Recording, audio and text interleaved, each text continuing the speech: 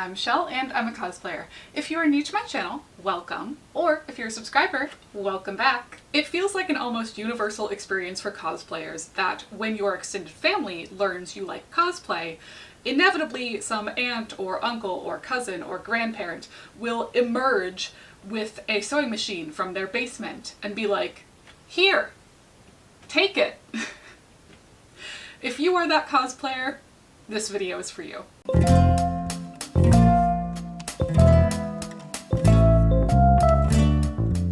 Last weekend, I was gifted this sewing machine by my friend Kayla, and I thought it might be fun to get on camera and learn about it together. Along with the machine, Kayla also gave me this little box of accessories and attachments, and it is from Sears. If you don't remember Sears, you're too young for this channel. Voila! Quick overview of the anatomy of a sewing machine. This part that is unattached is the foot pedal. This plugs into the side of the machine, and then the foot pedal sits down on the ground, and that's what makes the machine go, like a car. We actually have the original manual included with this machine, which is amazing and super helpful. This will honestly help you more than any YouTube video you can find. The manual says that this Kenmore machine is model 385, which was manufactured from approximately 1965 to 1987. No, I didn't know that off the top of my head. I googled it beforehand. Let's do a quick overview of the parts of the machine. On this side you have your needle and presser foot, and this is where your fabric will go and be sewn. At the top of this machine there are two knobs. One controls the type of stitch you do, and one controls the length of the stitch. On different machines, these settings can look different, but on a lot of these machines from the 60s, 70s, 80s, these will be your options. Most of these basic machines have very limited settings, but you really don't need a lot more than what they offer, especially as a beginner. So this machine, for example, will do a straight stitch and a zigzag stitch. And it will do a back stitch, which is this lever here. This funky silver thing is a bobbin winder. We will talk about that more. And you also have these little extendable arms for holding your spool of thread as you sew. The last basic pieces you'll want to know are the hand wheel, which moves the needle up and down manually, and the power button, which is usually on this side of the machine. I'm going to start by plugging in the machine. I actually don't recommend you do this starting out as you learn how the machine works, just to prevent any accidents, but I'm doing this for lighting purposes. Voila! If it makes you feel any better, it's actually pretty hard to stab yourself with a sewing machine, so don't worry too much about accidents. As you can see, this machine actually already has a beautiful example of the stitches it can do, which kind of makes me think this may have never even been used. To undo this, I'm going to lift up the presser foot. This is the presser foot. This holds your fabric underneath the needle, and you lift it with this little lever on the side. So as you can probably tell, these are zigzag stitches and these are straight stitches. And those are the two kinds of stitches this machine can do. I'm actually really excited to have found this because this is an amazing example of how the sewing machine works. With most machines, you can take this piece and just slide it right out. And this is where the bobbin is and how the machine works. Sewing machines work by using two threads. The first comes from the top of the machine and down through the needle, and the second comes from inside the machine in the bobbin and up to the fabric. This little piece of fabric is an awesome example because you can see the top thread is here in blue. This is the top of the fabric that will go through your machine. And on the opposite side, you have a purple thread. And this is the bobbin thread that comes from inside the machine and up to the fabric. You and I are going to learn this machine together by doing a quick and easy project, a drawstring pouch. So let's get started. The first thing I'm going to do is change the needle on this machine because it is actually broken in half. Most sewing machines from any era will take a universal needle that you can buy at your local Walmart, Target, Joann Fabrics, Michael's Crafts, almost anywhere. This is a pack of universal sewing machine needles that I bought at Walmart for just a few dollars. Depending on what kind of project you're making and what fabric you're using, you might want to get a different size needle, a little different number than what I have here. But for this project, I'm just using a basic one. Changing the needle on your machine is super simple. You're going to take this little lever and hold the needle with your other hand. Turn it counterclockwise, so to the left towards you, and the needle slips right out. If you have really good eyesight, sometimes you can read the needle to see the specifications. This one looks like it's a Singer 8011. To replace it, I take my new needle with the flat side facing away from me and towards the machine. I insert it into the little hole, which should be pretty easy to find. I'm gonna be so real with you, I don't wear my glasses to film, so this is a little more complicated than it should be. But eventually, if you're me, you will find the hole where the needle sits pretty comfortably. It should not have a lot of room, and you just push it as far up as you can, and then you twist your little lever all the way counterclockwise to the right until it stops. And you have a new needle in your machine. Now let's wind the bobbin. For this, you're only going to need the top part of your machine. This little plastic donut is our bobbin, and as you can see, there's a teeny tiny hole in the side. That's what we're going to use. I'm going to lift the holder for the spool so I can put it on just like that. Then, taking the end of my thread, I am going to start in the middle of the bobbin and poke it through that hole to the outside. Just like that. Holding onto the bobbin and thread, I'm going to use this little thing that looks like a screw to actually put my thread around it, and then bring my bobbin over to this metal part at the end. With the tail of my thread up towards the ceiling, I take the bobbin and place it on this little metal post, and then push it to the side. Then this is where having your machine manual will really come in handy, because the way the bobbins wind are a little bit different depending on the machine. My personal machine has a button, but I learned that for this machine in the manual, in order to wind the bobbin, you need to pull out the hand wheel. By pulling this out, it will keep the needle and the machine from sewing like it normally would, and instead will direct that energy to the bobbin winder. Then I put my foot pedal on the floor. I hold on to the end of the string so it doesn't get tangled, and we go. When you're finished and your bobbin is as full as you would like it to be, you simply slide it back over and cut the thread. And you have a bobbin. Now we need to put the bobbin into the bobbin case. This little metal bit is what holds the bobbin and allows it to sew. Usually they have a little lever, just like that, that you have to pull and then hold to remove the case. Most bobbins function the same way, but this is a great moment to refer to your machine manual, just in case there are any specifications about your machine that are different. You can see this side of the bobbin case is empty, and that's where my bobbin will go. I put it in with the thread coming around towards me counterclockwise. Then, most bobbins will have this little notch right here, where they want you to pull the thread through and down so it comes out like that. You should have a little bit of thread coming out of the bobbin case, but not a lot.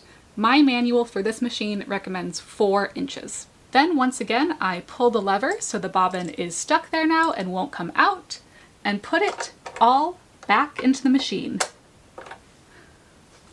Now that our bobbin is properly in place, it is time to thread the top part of the machine. And for that, I am going to be using red. First, with your thread coming counterclockwise around the spool, place it on the spool holder. From here, most machines will actually show you exactly what to do with little numbered steps. It's a little hard to see because they're the same color as the machine, but there are these little symbols pointing the directions and the steps that you need to thread the machine in.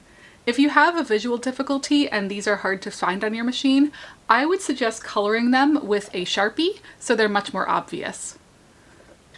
Following the numbers on the machine, I'm going to first hook the thread under 1, pull it down to 2, up to 3, and back down to 4. Now that my thread is hanging down by the needle, there's usually a little hook on either side of the base that you can put it through. For this machine, the manual says to put it on the left. Now you need to get the end of the thread through the eye of the needle on the machine. This machine is really nice because it has an automatic threader. This little gray lever turns around and will pull the thread through the needle. If your machine doesn't have this, you can just put it through manually like you would with a hand needle. But for the automatic threader, I pull down with one hand, place it in, hook the thread around it, and let go. If it works correctly. There we go. Now I'm going to use the lever to raise the presser foot so I can take that thread underneath the foot and out to the side. Now, like we said before, you actually use 2 threads to sew, the upper thread and the thread from the bobbin. So let's pull up the bobbin thread now using the hand wheel. Holding the upper thread gently in my left hand, I will turn the hand wheel on the right side of the machine towards me, which will move the needle down. When you make one complete turn, it should have brought up your bobbin thread with it. To get the bobbin thread out, I usually just take a pair of scissors, insert, and pull. And now I have both the upper thread and the bobbin thread coming out the left of the machine, and the machine is ready to sew. On the front of the machine, you'll find a stitch guide to show the different patterns that the machine can sew. Because I'm doing a straight stitch today, I have the pattern set on number 1. This knob controls the length of the stitch. I'm going to leave it set at 2, so it's a medium length. The last thing to take note of on the front of your machine is this thread tension wheel. This numbered wheel controls how tightly the spool will go through the threader, and it will control how easily your fabric will go through the machine. I've often had troubles with thread tension, and knowing what tension you're at can be very helpful for troubleshooting. I'm starting by making little cuts at the edges of my fabric, just so I can turn them in later. This step isn't super important because this video really isn't a bag tutorial, it's a sewing and machine tutorial, so don't worry about this too much, we'll go over the basics in a second. I've placed some pins in the fabric to hold it in place while I go through the machine, so let's start. First, I'm going to insert the fabric under the presser foot and then use that side lever to bring the presser foot down on the edge. As you can see, I have a pin here, so now that the presser foot's clamped down on the fabric, I'm actually going to remove that pin so I don't sew over it and damage the needle I have in the machine. So now my fabric is under the presser foot in the down position, and I am ready to press down on that foot pedal under the desk and start sewing. Now I've gotten about an inch down my fabric, and at this point I'm actually going to press the back stitch button to make sure that stitch stays secure. So I press it down and go back over exactly what I just did. Then I can continue my line.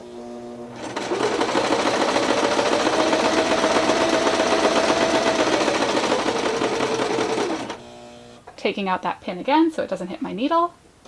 Go to the end and back stitch. Then when I want to take the needle out, because I'm finished with this side, I wheel that handle towards me on the opposite side to finish the stitch. I raise the presser foot and I pull out my fabric gently. And this machine's really nice. It actually has a little thread cutting device here, so I can just bring my thread up there and it snips right off. And we have sewn a seam. Now you can see with this top side, we've sewn in red thread, and underneath there's the black thread from the bobbin. Normally when you sew, you want your bobbin and top thread to be the same color so it won't show through your fabric. I'm just using the different colors in this for educational purposes. Because I have this nice thick back stitch secured, I can actually just cut off the end of the thread right where it meets the fabric. Now I'm going to do the other side. Once again, lining up my fabric with where I want it to be on the presser foot, lowering that presser foot, and gently holding the fabric. You shouldn't have to push it through the machine. The machine should pull it through by itself, so you don't have to hold on tight or move it at all. You just let it glide through, so hold it very gently at the end. Whoops. And we've run into some troubleshooting. That's okay. Once again, this is why we're doing this, so we learn how this machine is. 5 minutes later. Okay. Third time's the charm? Oh. Oh. Nope. Ah. Heck, heck, heck. Okay. More moments later. Heck. Oh my god. I can't swear on YouTube. Can't swear on YouTube. 1 eternity later. Hi. Hi, what's going on? You're on camera for YouTube, by the way. Hi, YouTube. Hello, friends. So I just got this new sewing machine from Kayla. And we have the top thread in red and the bottom thread in black from the bobbin, because I'm trying to do like a whole tutorial of like how to set up a sewing machine. I did this. It was fine. But then the red thread keeps like getting stuck when I sew with it and jamming.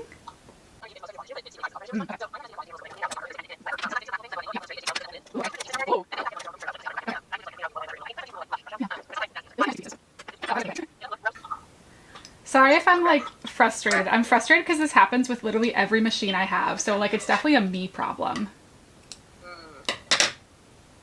Like I'm doing something terribly, horribly wrong.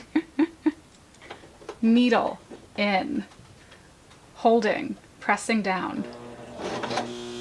There it goes. Oh, Yeah. it gets jammed like that. Yeah. And then I can't, the pedal won't push it further. I can kind of use the wheel a little bit. Hi, Totoro.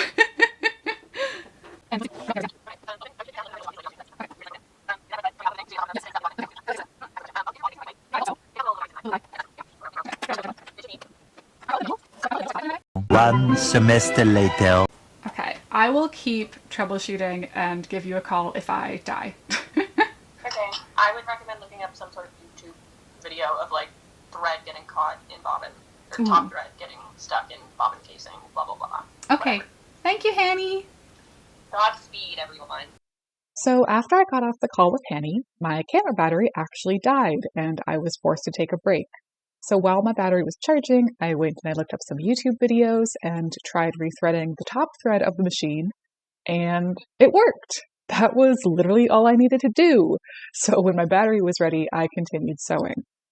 I want to be really honest with you guys for a minute. This situation is an example of why I don't sew very much. Because, to tell the truth, sewing makes me feel stupid.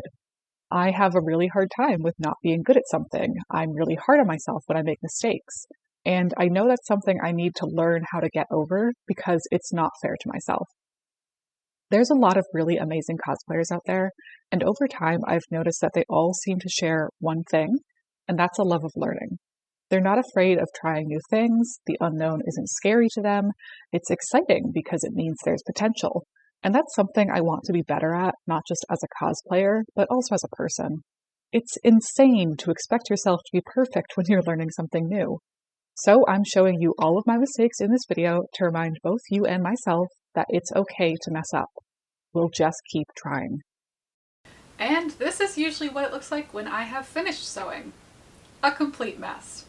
But the good news is we have finished our project of our teeny tiny bag and confirmed that this sewing machine is working correctly. I'm the one that doesn't work correctly, not the machine.